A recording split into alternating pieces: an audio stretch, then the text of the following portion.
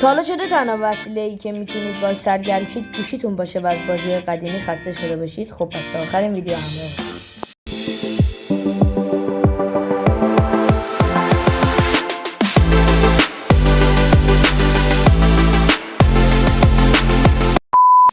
خب بازی اولمون کاور فایره، یه بازی اکشن که شما توش باید هدایت و رهبری گروهی از قهرمانان رو در جنگ بر علیه ربات‌ها بر عهده بگیرید. استراتژی خودتون رو تو میدون جنگ انتخاب کنید و به دشمناتون از همه طرف حمله کنید.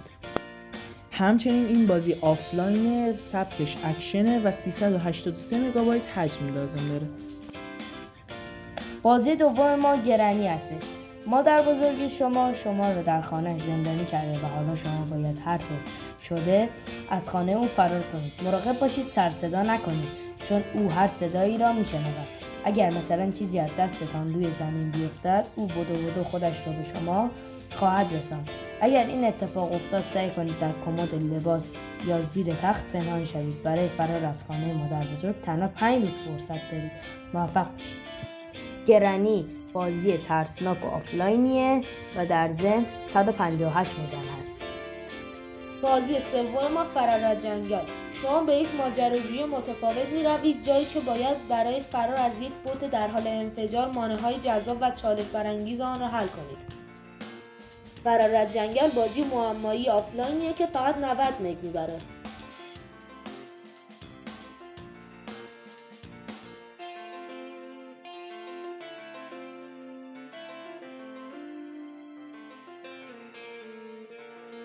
بازی آیز بازی چهارم ما هستش. شما در این بازی باید خانه رها شده را جستجو کنید و اشیاء با ارزش آن را جمع آوری کنید، اما مراقب باشید چون یک شبح در این خانه زندگی می‌کنه. آیز بازی آفلاین و ترسناکی که 133 مگ. بازی گرند ماونتن بازی پنجم است. شما در این بازی با اسنوبورد در یک جهان و کوه خیلی بزرگ سفر می‌کنید. بازی گرند ماونتن بازی آفلاین و ماجراجویی هستش که 511 مگ.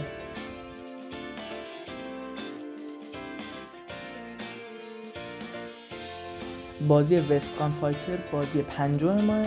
شما در این بازی نقش یک کاوبوی هفت‌تیرکش رو ایفا می‌کنید که در یک دنیای جهانباز با دزدی و شرارت یا با شرکت در شرط بندی‌ها و مسابقات هفت‌تیرکشی پول به دست میارید و لباس‌ها و تفنگاتون رو ارتقا میدید. بازی وستگان فایتر بازی آفلاین اکشنیه که فقط 43 مگابایت نیاز داره.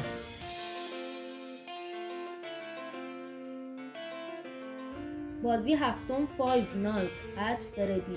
شما در این بازی به نقش یک فرد در میاد که به یک کار تابستونی رفته در پیتزا فروش فردی. مردم به این پیتزا فروشی با بچه‌هاشون میان برای سرگرمی و غذا خوردن. یکی از این سرگرمی‌ها عروسک فردی هستش که در طول روز بسیار محبوبه ولی در شب حرکت میکنه. شما باید در طول شب حواستون به این عروسک باشه. بازی فایو نایت ات فردی بازی ترسناک آفلاین که فقط 108 مگابایت است.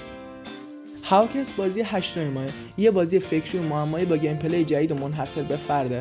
در این بازی شما باید مکعب قرمز رنگ رو روی سطوح عجیب و غریب و مینیمال حرکت دهید و به نقطه پایانی برسانید.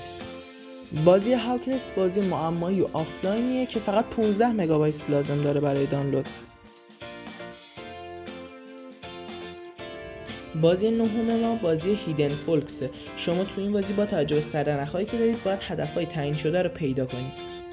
هیدن فولکس یه بازی معمایی آفلاینه که فقط 94 مگابایت حجم میبره.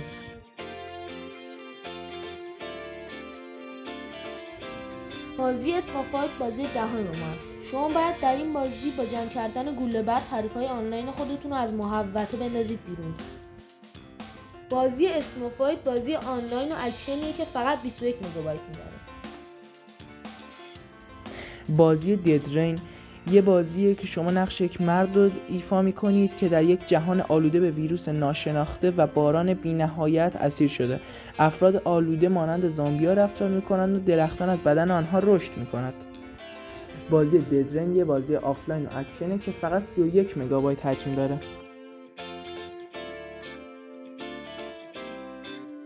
بازی دی گیم بازی که شما در یخ یک مومیایی هستید که بعد او رو به تابوتش برسانید. شاید در نگاه اول بازی آسونی باشه، ولی هر چقدر که مراحل بیشتری رو طی می‌کنید موانع دشوارتر میشه. بازی دی گیم بازی فشاری آنلاینی که 74 مگ هست.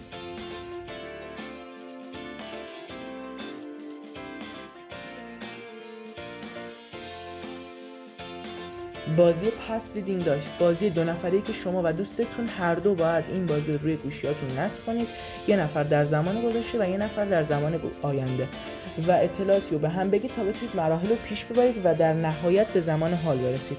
پس ریدینگ لایف بازی معمایی و آفلاینی که فقط 334 مگابایت میبره.